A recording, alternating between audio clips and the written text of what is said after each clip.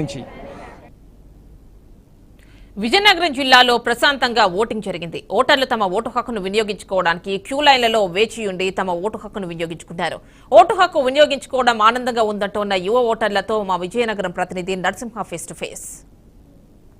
కూడా ఓటింగ్ అయితే జరుగుతున్న పరిస్థితి ఉంది. ప్రధానంగా ఓటర్లు అయితే తమ ఓటు హక్కును వినియోగించుకునేందుకు ఎంతో ఆతృతగా ఎదురు చూసి క్యూ లైన్లో వేచి ఉండి ఓట్లు వేస్తున్న పరిస్థితి ఉంది.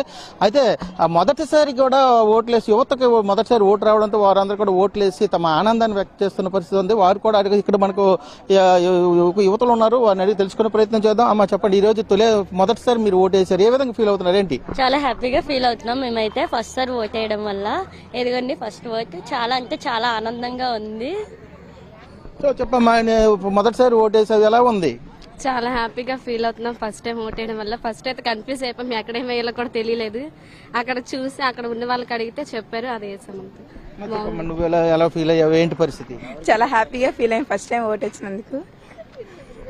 ఓకే అమ్మ చెప్పు, ఏదైతే యువత ఈ రోజు ప్రధానంగా దేశానికి భావిత కంపల్సరీ ఓటు హక్కు వినియోగించుకోండి ప్రతి ఒక్కరు కూడా అన్నారు. అయితే మీరు ఇప్పుడు ఓటు వేయడం ఎలా ఫీల్ అవుతున్నామ్మా?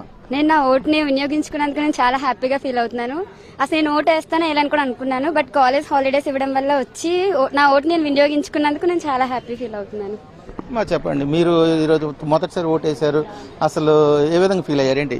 నేను చాలా ఎక్సైటెడ్ గా ఫీల్ అయ్యాను. This is my first vote and అక్కడ బాగా అంటే లైక్ తెలియని వాళ్ళందరికీ కొంచెం ఫస్ట్ టైం ఓట్ అంటే టెన్షన్ ఉంటుంది కదా, సో బాగా గైడ్ చేస్తున్నారు ఓట్ దగ్గర కూడా. Thank you.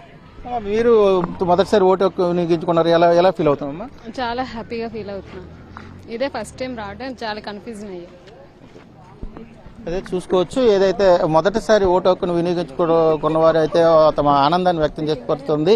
ఇంతవరకు తమ ఓటు వచ్చాక మొదటిసారి రావడం, కాలేజీలు కూడా సెలవులు ఇవ్వడంతో తమ ఓటు హక్కును వినియోగించుకుని తమ భవిష్యత్తుకు సరైన నాయకుడిని ఎంచుకునే ఒక అవకాశాన్ని దొరికిందని చెప్పి ఒక ఫీల్ అవుతూ తెలియజేస్తున్న పరిస్థితి ఉంది. ఇది విజయనగరం జిల్లాలో ఎన్నికలపై తాజా సమాచారం. Camera person కిషోర్తో Narasimha,